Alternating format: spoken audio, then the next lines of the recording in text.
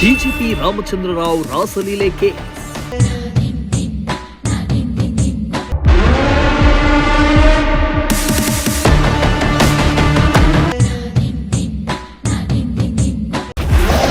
ಅಮಾನತು ಆದೇಶ ವಾಪಸ್ ಪಡೆದ ಸರ್ಕಾರ.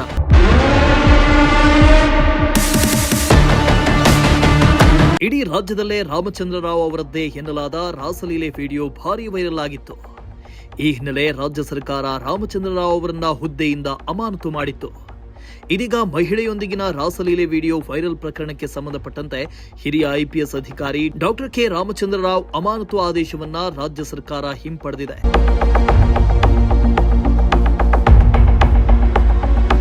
ಹೌದು, ಐಜಿಪಿ ಆಗಿದ್ದಾಗ ಕಚೇರಿಯಲ್ಲೇ ಪೊಲೀಸ್ ಸಮವಸ್ತ್ರದಲ್ಲೇ ಮಹಿಳಾ ಸಿಬ್ಬಂದಿ ಜೊತೆ ಅಸಭ್ಯವಾಗಿ ವರ್ತಿಸಿದ್ದ ವಿಡಿಯೋ ಸೋಷಿಯಲ್ ಮೀಡಿಯಾದಲ್ಲಿ ಭಾರಿ ವೈರಲ್ ಆಗಿತ್ತು.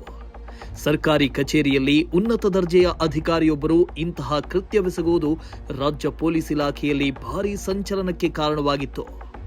ಇದರ ಬೆನ್ನಲ್ಲೇ ರಾಜ್ಯ ಸರ್ಕಾರ ರಾಮಚಂದ್ರ ರಾವ್ ಅವರನ್ನ ಜನವರಿ 19ರಂದು ಸರ್ಕಾರ ಅಮಾನತು ಮಾಡಿತ್ತು.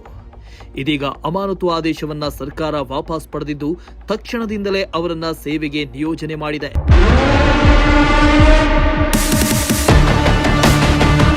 ಇನ್ನು 5 ತಿಂಗಳ ನಂತರ ಅಮಾನತು ಆದೇಶ ಹಿಂಪಡೆದ ಸರ್ಕಾರ ಡೈರೆಕ್ಟರ್ ಜನರಲ್ ಆಫ್ ಪೊಲೀಸ್ ಎನ್ನುವ ಹೊಸ ಹುದ್ದೆ ಸೃಷ್ಟಿಸಿ ರಾಮಚಂದ್ರ ರಾವ್ ಅವರನ್ನ ನೇಮಕ ಮಾಡಿದೆ.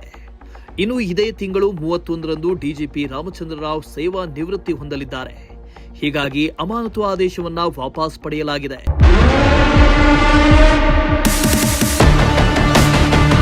ಇದೆಲ್ಲದರ ನಡುವೆ ರಾಸಲೀಲೆ ಪ್ರಕರಣಕ್ಕೆ ಸಂಬಂಧಪಟ್ಟಂತೆ ಪೊಲೀಸ್ ಇಲಾಖೆ ಸಂಪೂರ್ಣ ತನಿಖೆ ನಡೆಸಿ ಸರ್ಕಾರಕ್ಕೆ ವರದಿ ಸಲ್ಲಿಸಿದೆ.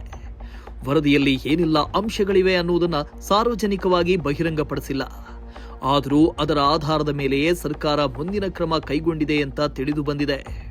Bureau report, Prajashakti TV, Bengaluru.